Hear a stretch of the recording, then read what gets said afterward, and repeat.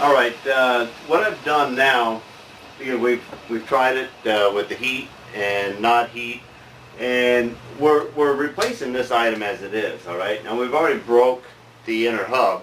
We got a nice. There's a chunk that I didn't get out yet, but here's a chunk. Here's a chunk that that's where the push bolt was right there, and you can see that this is the casting. Now it's that thick there, but it's only about 3/8 of an inch thick at this end here. Now I laid out a line here, right directly in line with one of the 4 draw bolts that's in there. So I'm going to slice this down through here, create a stress rise, and create a crack to go and split this thing right here in this location right here. I've got this drop cloth on here so I don't get the grinding shit all over my equipment. And I got the asbestos or simulated heat blanket down here so that the hot sparks and stuff, so I can confine pretty much everything right here. This is comfortable. I can stand up and do this. I don't want to be leaning over or outside in the sun or, you know, this is pretty well straightforward. It's right here. And as I create my crack, I'll be able to take and hold pressure on it, drive wedges in here and create the crack and get this thing to split off of here. And then once we're free off of here, then we can clean up everything, clean up the shop, reorganize, and then we'll reassemble the shaft. So that's the game plan.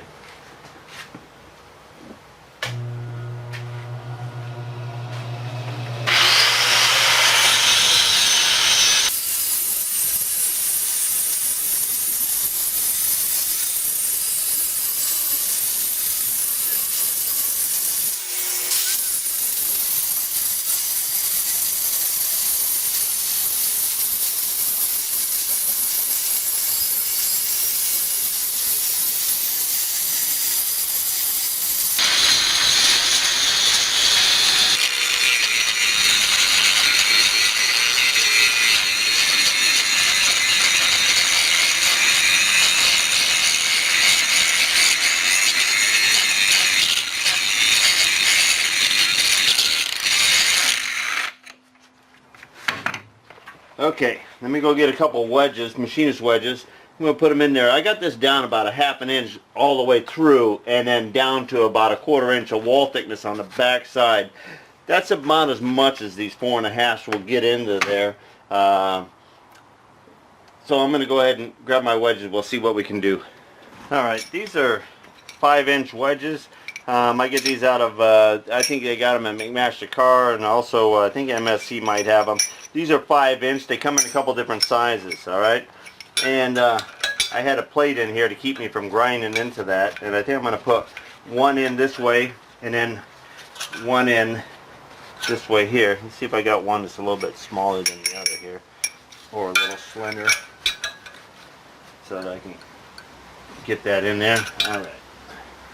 Alright, so I'm going to go ahead and let me see if I'm actually going to clear that.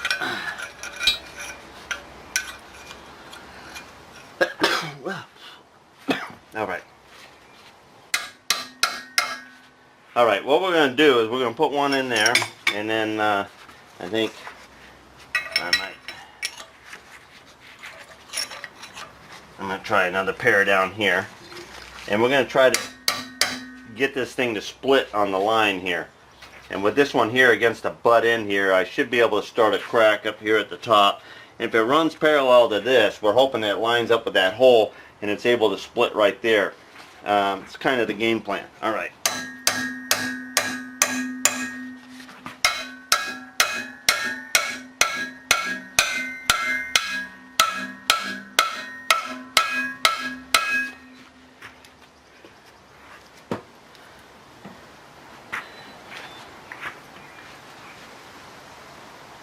Alright, I got a crack started.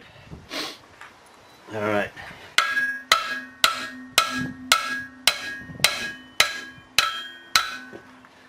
It's working its way. Alright, we broke it. Alright, all the tension should be released now, and we should be able to press this thing out.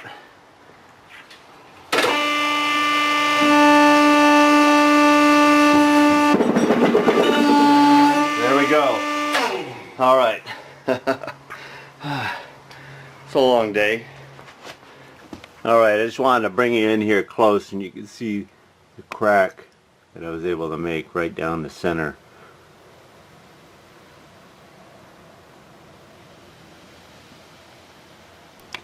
Alright, and then here's looking through the crack, and the crack ran right in line with that bore and right across right to the full inside. And you can see how much wall thickness there actually was in there.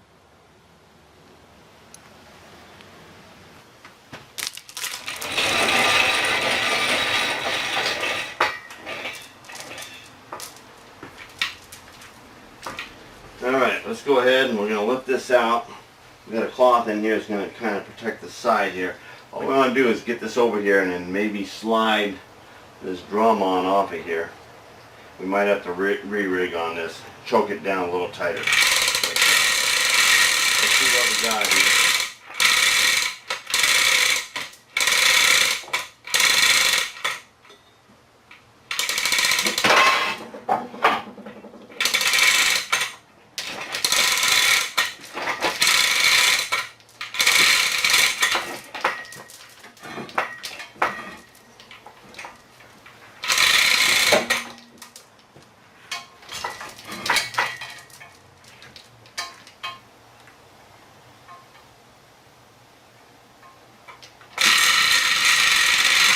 We're going to choke it down here tight with 2 slings.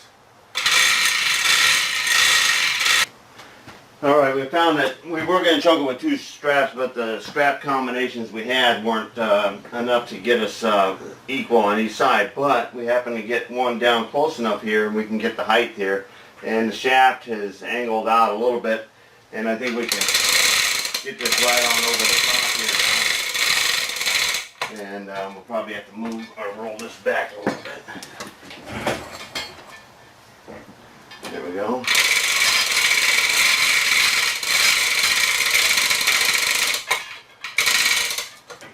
Alright, and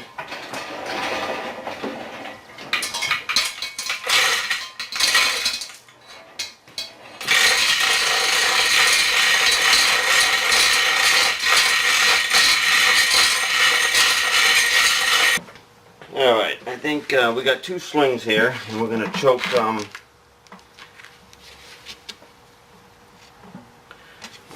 this one right down at the bottom here.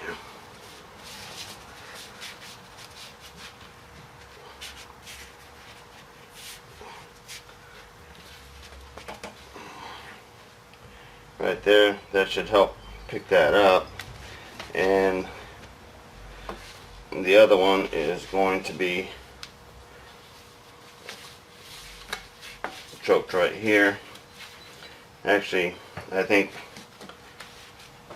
we're going to do a double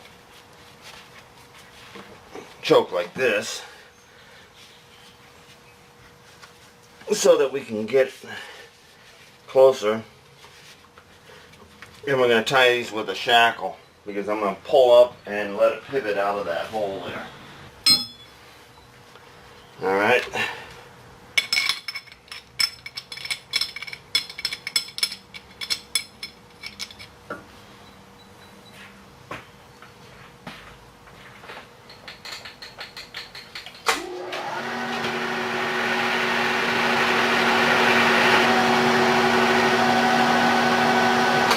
I just moved my mill table over there as far as I can there because we're going to be pulling it out this way, and I don't want this to slap the handle if I can help it. So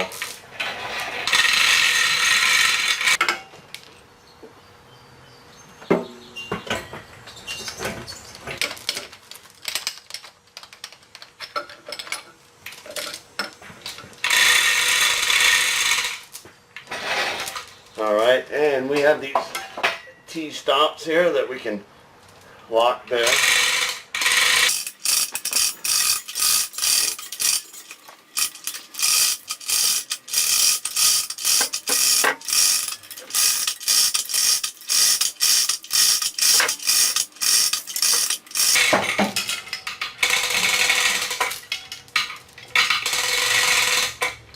Okay, now we can pull this back.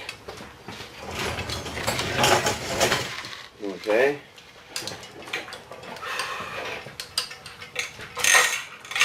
And now we can lower it on down.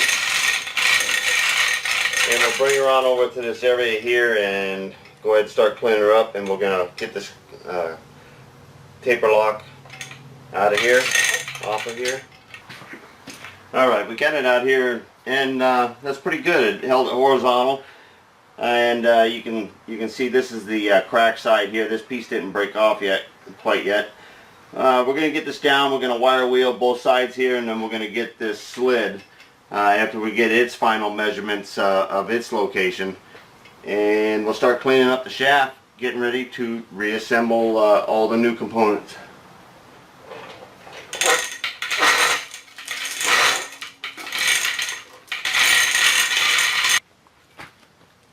Let me get it right here so I can have a seat here, but we're going to go ahead, and you can see where this broke here, and I'm almost wondering if part of the problem of this not breaking loose or whatever was because this had the set screw in here, but this one here is not even tight, so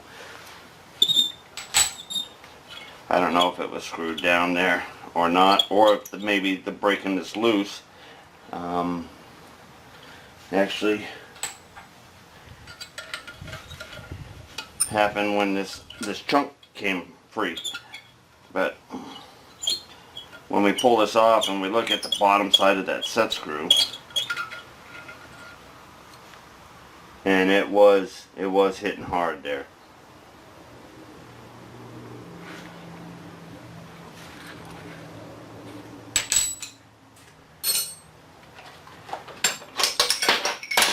Alright, we got a couple wedges here, and we're going to drive the wedges into our split line. And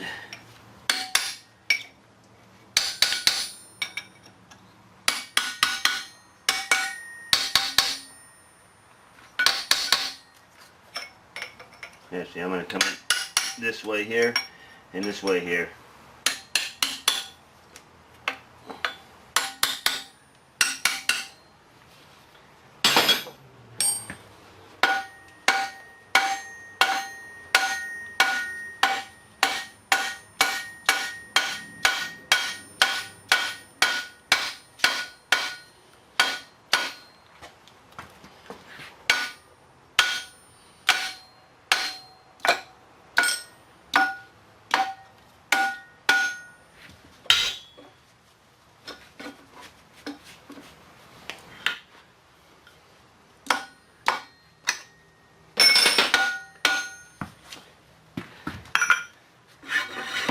Alright, we're loose now.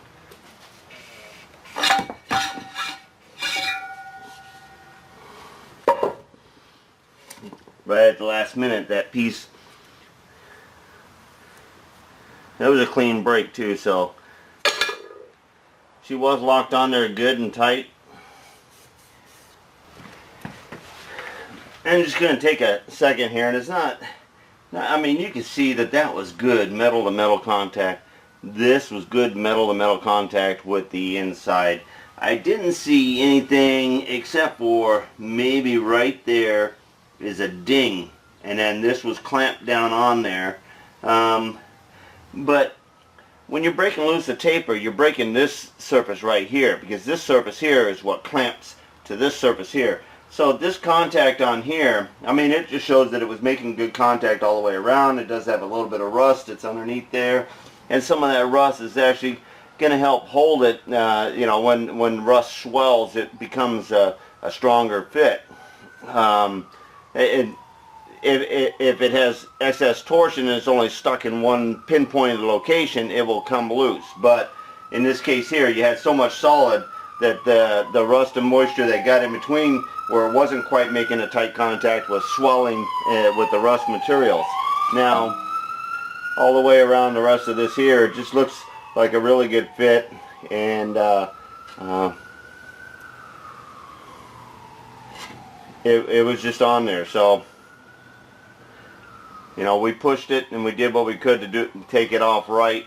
Whether we would have heated this, whether it would have made a difference, or having two rosebuds to create the heat much faster. Fast, quick heat is what really does expanding on metal to metal contacts. If you don't have enough heat, sometimes the heat transfers from the one you're trying to swallow to the one that you're swallowing, you know, you're trying to release it from. Alright, that's just a quickie note there. Okay, we're gonna finish cleaning. We got some needle gunning here. There's some thick scale between these two pieces that was in that hollow underneath the sheaves there. And then we're going to lift this keyway out, hopefully pretty easy, and finish cleaning up. And we're going to do a die check on the keyways to make sure that we're not putting a cracked or starting to crack shaft back into their system.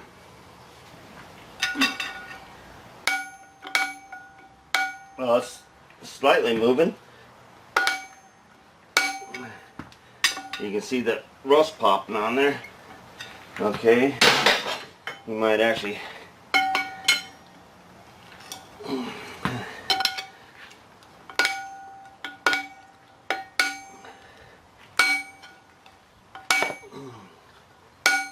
let's see if I can get it to break loose a little bit more in the middle here. It's probably rusted really good in here, and I'm just taking the ball peen and hitting in the center section here.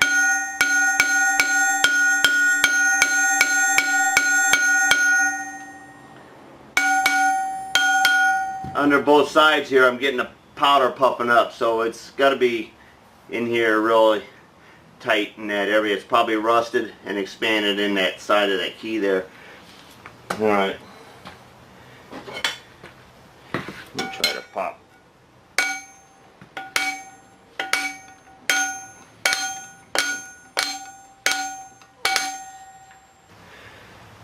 I don't know if we can get a little screwdriver in there or not. Let's see.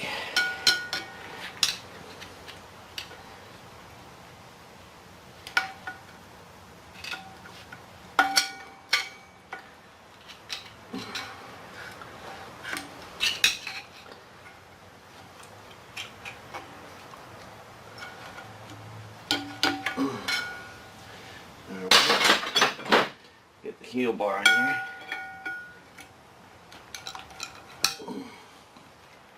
Alright, and then a little pressure on it, and then a little shocking right here. There we go. Alright, and that's what it was. Right there, that rust. Really sitting in hard right there. You can see it right in here. Alright, and the key is pretty damn straight. We might have to put it in a press, just a arbor press, the hand one there, just to get it a little bit back in there.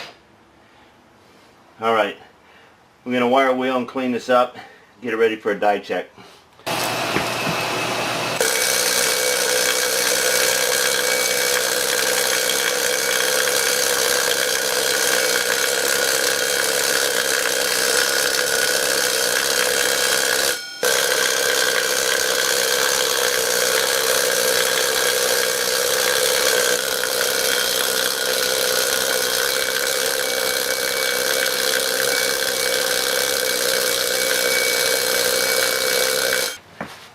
Alright, we needle gunned this area here, got rid of the rust scale. It still has a surface condition there because the rust has lifted material off of there. And we went ahead and we come inside, we did real nice cleanup here, and also on the small key. Now we're getting ready to do a die penetrant check, and I want to check and make sure that there's no cracks developing in around these keyways. One of the things that I like to do, regardless of steel shaft, stainless, or any of the other, is to go ahead and take some hand emery, or paper emery, and go ahead and just hit the edge right around the key so you can bring a nice smooth uniform pattern with the sand grit and get it, make sure you got it right down to the metal. That is where you're going to see cracks start and develop, and that's around the keyway edge. This is a pretty sharp edge right here, and that's the stress rise area where cracks develop. So we're just going around making sure that we got a good little gloss going right around that keyway edge. Give us a keen eye right around that edge there when the developer grabs a hold of any die that might be stuck into a crack.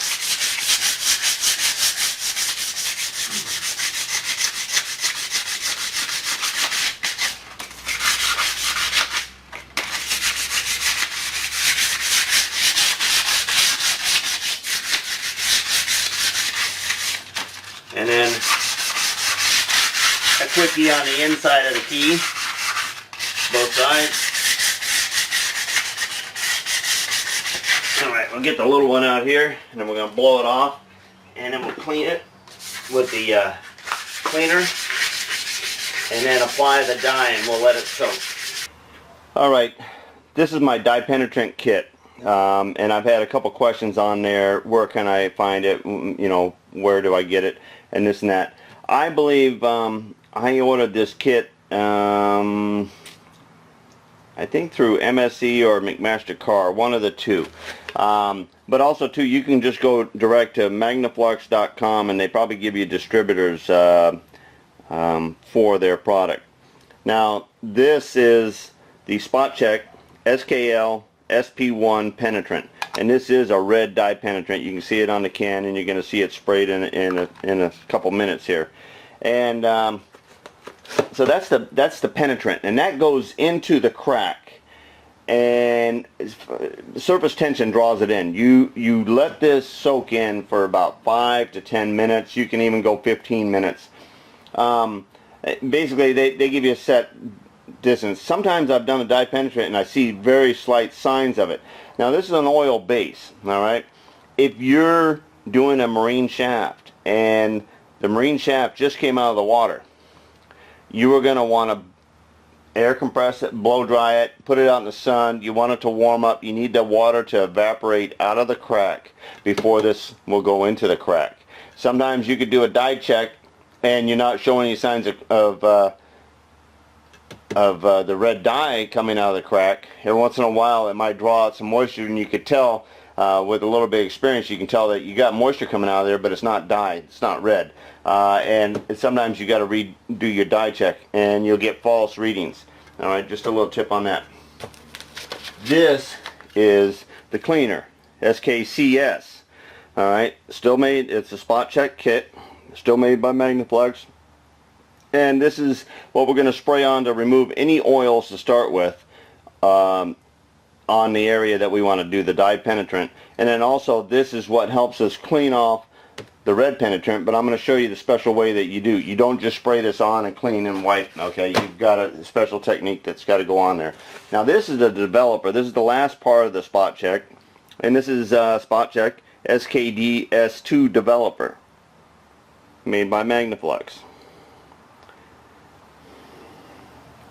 I like Magnaflux because the product has never failed me. There is other brands out there, but it's like your Permatex Dicam bluing and your Permatex Dicam bluing.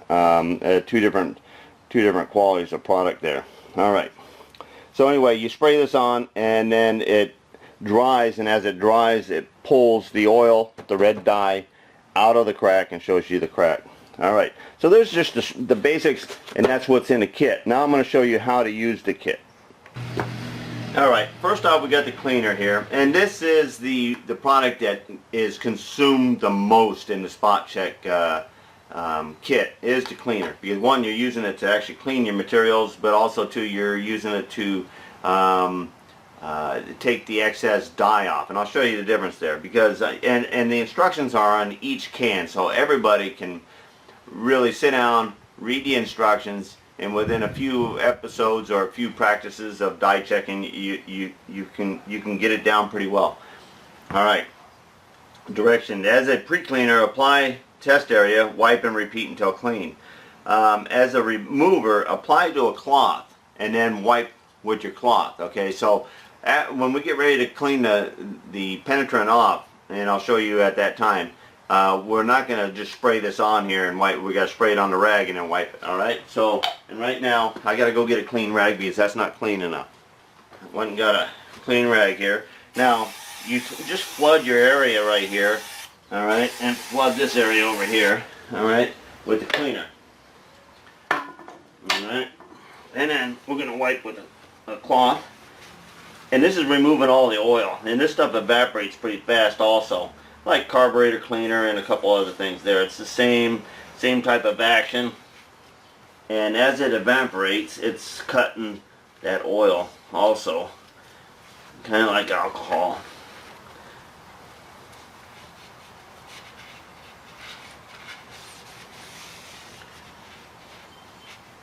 Now the square corner keyways and in this on the ends, it's going to be real hard. It's kind of rough area. Anytime you have rough surfaces right there, it is going to show you a little bit of your dye no matter what, because it'll soak in that area that's not down to bare metal.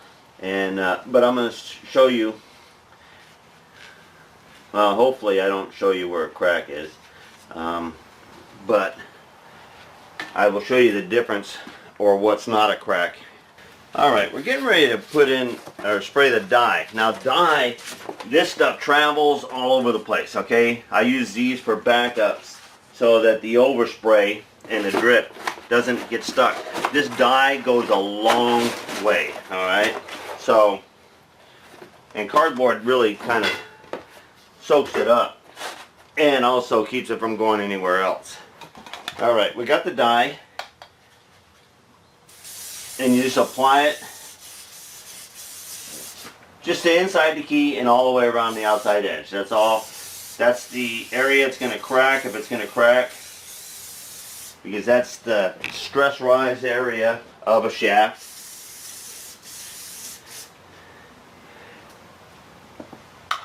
I have never seen a crack or a shaft crack in a solid across area before it cracks where a stress rise area is incorporated into the machine work of the shaft. Alright, we're going to let that soak for about, actually, I didn't read the instructions on the dye, okay? Test part must be clean and dry before applying the penetrant. I did that. Spray penetrant to cover the test area. That's what I did. Allow 1 to 30 minutes before removing surface penetrant.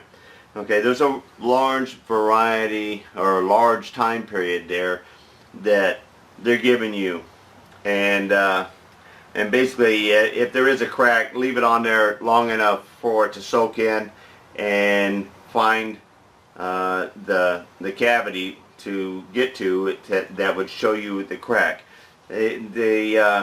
Not everything's going to be able to be done in 1 minute, and not everything's going to have to need the whole 30 minutes. I find that 10 or 15 minutes is a good soak time, and I've been pretty successful on finding something like that. If you have any question on your dye, do your dye check over again. Verify your first findings if it's questionable. Alright, just wanted I wanted to finish reading the instructions here. Remove surface penetrant by wiping surface clean with a cloth moistened with the cleaner.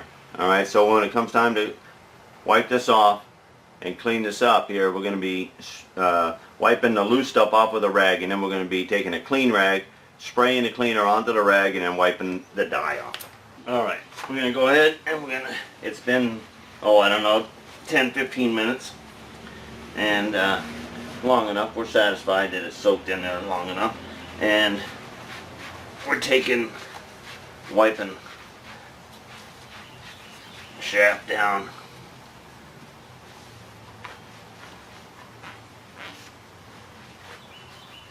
It's not a race. This stuff does not dry up on you.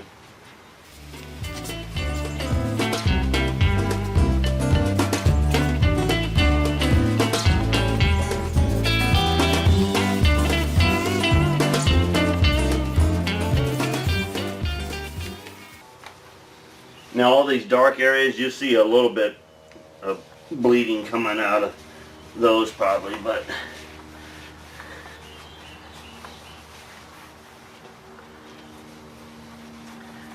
alright, we got most of the majority off there. Now I take a nice clean rag. Alright, and we take the cleaner and we spray an area on our rag here, and then we go ahead and we wipe around the outside. See, you're picking up more. Alright, they just don't want you to spray that right on there because it's not going to do you any good. Now go around inside and all around your key. You're doing the best you can to clean the outside surfaces, and this gives you the best reading. If there is a crack, by having the outside clean, and I'm going to get the small one over here. Alright, now we're ready to spray the developer.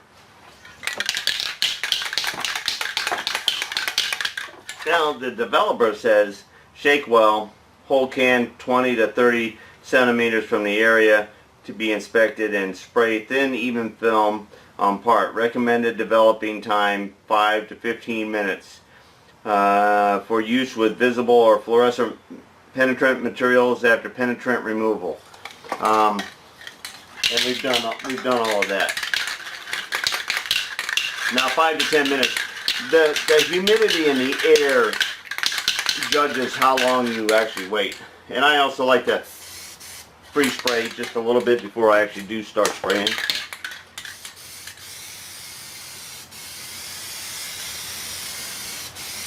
And you get it wet, and you want to hit it from 2 different areas because I want both sides of that key to make sure that I got something on there. Alright?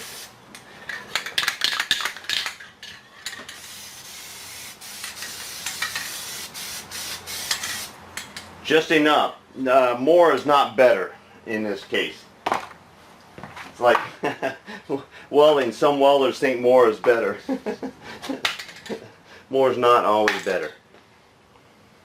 Alright, you can see how the humidity is actually soaking that white, and the white is drying as that's going. Down in there it's still wet.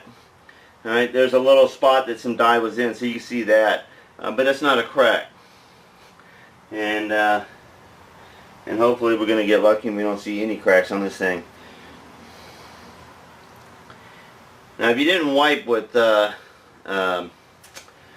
rag afterwards, you end up having more of that rusty or the coarse surface show more. You can see that this is whiter than that right there, and that's because that texture holds the dye a little bit more. But that doesn't really show you a crack. A crack would show up bright. You would definitely see it. I show dye in some of my shafting videos. You'll see actual cracks in the dye penetrant there. But this basically shows you that we have no cracks in here. Now we're going to go ahead and lift this shaft up, and we're going to set it on a pair of rollers, and we're going to find out the run out. Once we do that, then we're going to verify that this shaft is A-OK, good shape. Let's put the part together. You know, I get asked sometimes, why do you dye penetrant and check for cracks? Some people don't feel it as part of the job. Alright? You've seen how easy it is to do a dye penetrant check. And of course, in the shipyards and stuff like that, non-destructive testing, you had to be certified, and that's basically because they had a few extra areas that they would throw in there, but also too, it's following instructions and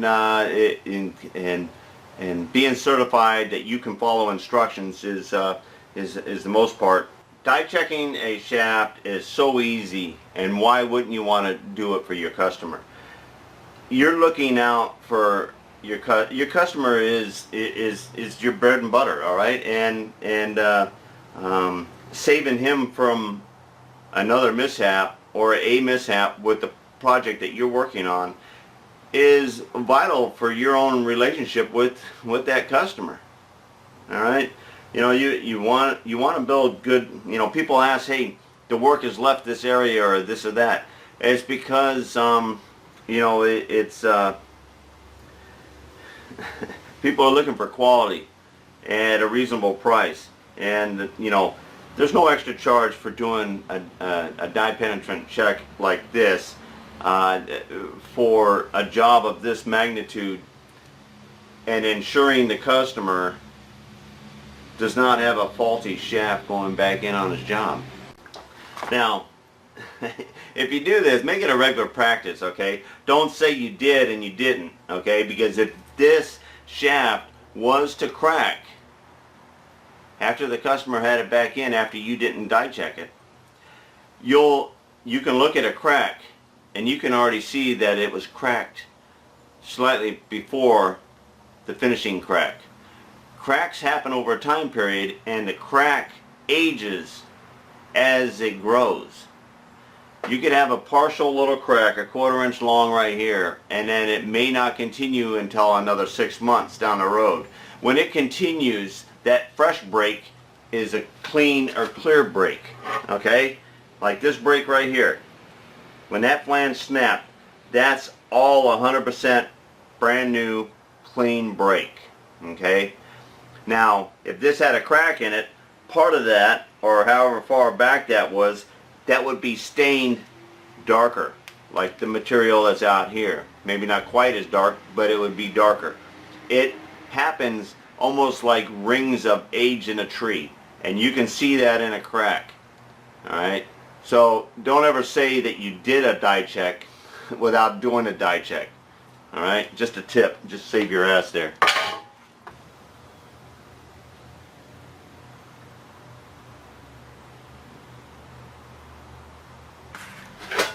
Alright, well, we got a pair of our rollers. Now, we built and designed these rollers many years ago, and this has got a trunnion action in it. Alright, there's a little oil hole in there. This is basically a box tube. I may actually go through the process of actually building a set of these in a video. Maybe a wintertime project here coming up. Maybe the beginning of next year. Actually, back when I built these, it was in California, and I was thinking turn right was going to be TR first, but and that's what I stamped them, and that's back when it was still Keith's Machine Shop. So I brought these from California, and these are all stainless steel pins and everything else. This is about the second set of bearings that I've actually installed in here. But with this trunnion action, you're able to set any shaft up and check the run out on that shaft anywhere, because you can self-align these bearings to each other by the trunnion and the pivot of the holder itself. Alright, so we're going to bring this down, we're going to set this down right here, and we're basically going to put these where the bearings ride, so that would be 0, and I think the bearing is right about there.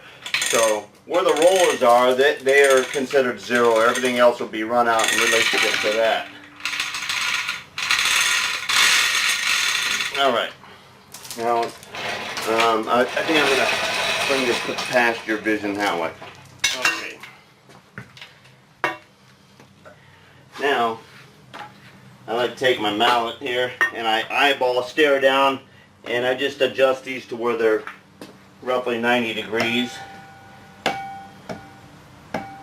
Alright, then I give it a roll.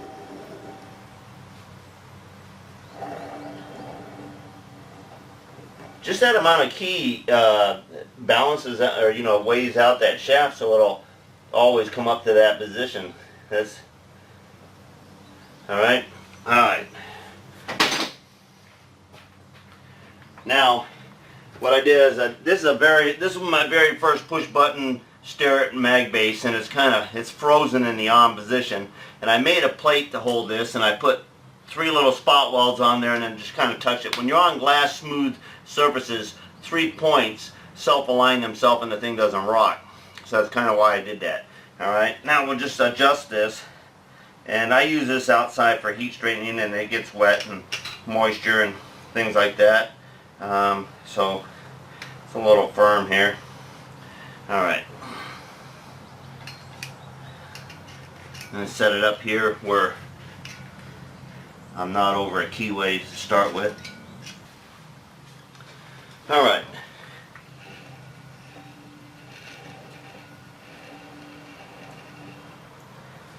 Okay, let me get my carpet here so I can get on my hands and knees here. Alright, now let's go ahead. We're just going to move this to 0 just so that it actually just rolled just a little bit above. We got a little bit of spring in that rubber there, but it's close enough to let us know. And we're running with almost no run out right there. Let's check it out on the end here. Almost perfect, meaning 1,000 or less. I'm not gonna, you know, if you can't see on something this big, you can't see that dial moving.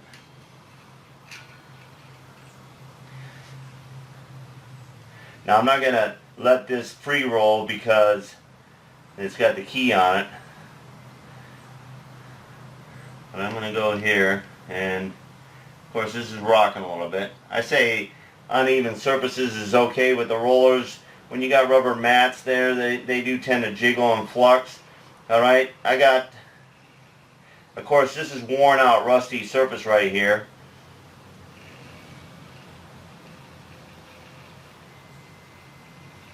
Probably no more than 1,000's run out right there.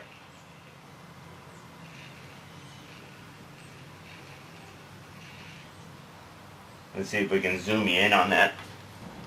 Alright, I got you zoomed in there now. You can see that just about the flex on there is going to give you just a little bit, but we're going to keep in constant motion around here.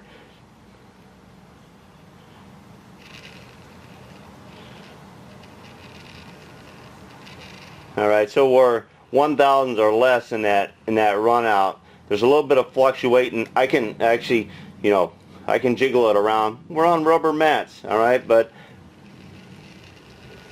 alright, now let's move on over to the other end here. Alright, we just moved this side of the key here.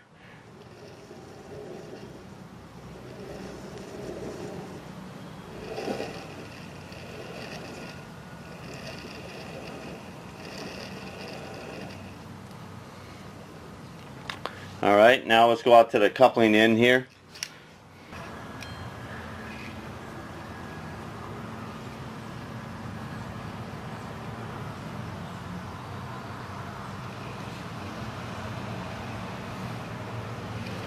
Once it's rolling and everything's in one direction there, that's also rolling within 1,000s.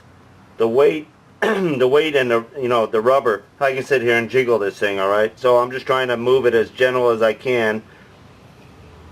And I say we got a good true running shaft. For a 5-inch shaft, running right around 1,000s, pretty darn good for a belt drive diesel powered assembly. Well, there's our teardown on the Jackshaft, and also our inspection and verifying that the shaft is good to reassemble.